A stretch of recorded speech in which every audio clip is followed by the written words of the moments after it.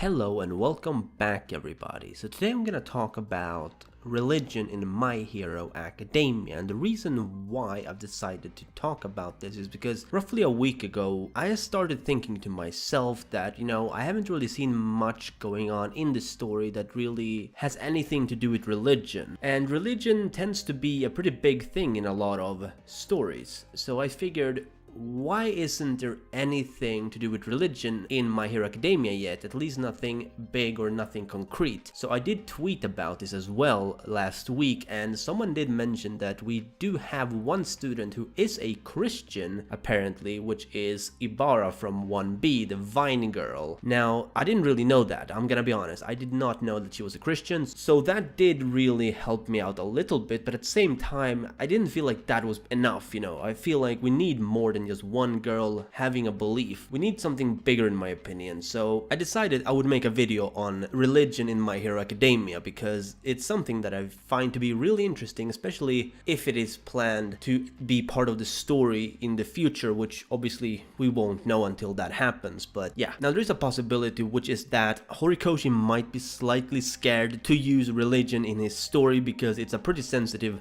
topic. It's something that you don't really want to use and do the wrong things with, because it really can cause quite the commotion, especially within religious groups and stuff like that. Like if you represent a religion the wrong way, people are gonna attack you and stuff like that. So that is a possibility, but I don't really know if I want to believe that's the case, because looking at the past, Horikoshi has taken a lot of risks, and I don't see why he would be afraid to take another one. You know what I'm saying? Just recently he did this sketch of, the girls in bikinis, and people were going absolutely crazy about that. Horikoshi didn't really seem to be tackling that back at all. He didn't seem to care much about that, and honestly, I'm proud of him because of that.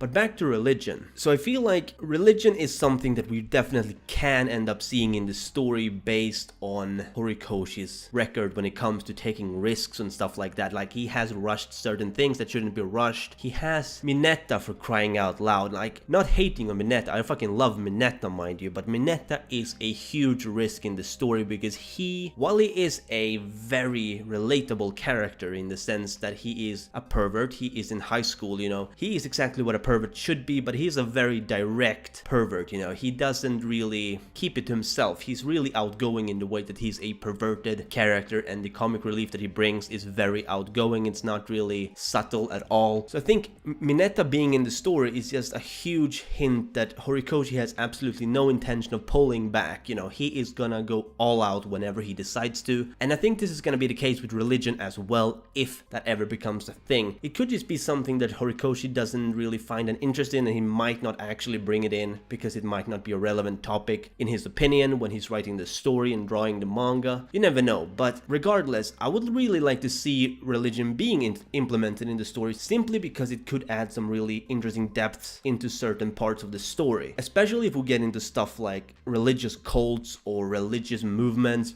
stuff like that. And then we have this other thing that I want to really talk about. It's not really a big thing, but something that I'm really interested in is how would a religion look on quirks appearing out of nowhere, and how quirks ended up being something that's part of the everyday life. Like, would they view it differently from people who aren't religious, or have they just accepted the fact that quirks is a thing? Because when you think about it, quirks to, let's say, Christian people, it would really seem like a miracle if someone were suddenly to be born with this radiant light as the original quirk apparently was. Whereas if you look at it from an evolutionary point of view, which is what we've been hearing about it from, it's just an evolutionary advancement, nothing else. So I would really like to see how religion would tackle that differently, and I would really like to see if there's gonna be any like religious movements or cults being introduced in the story that are gonna play a role, be it villains, neutral groups, whatever. It doesn't really have to be villains at all. It could be neutral groups, could be good guys, it could be a hero group that's really having this religious view. I wouldn't mind seeing that, and I wouldn't be surprised if that ends up being a thing. Like, you have a certain hero office that has a very religious way of doing things, a very graceful nature, instead of having your typical hero office who just tackle villains in whatever way. They may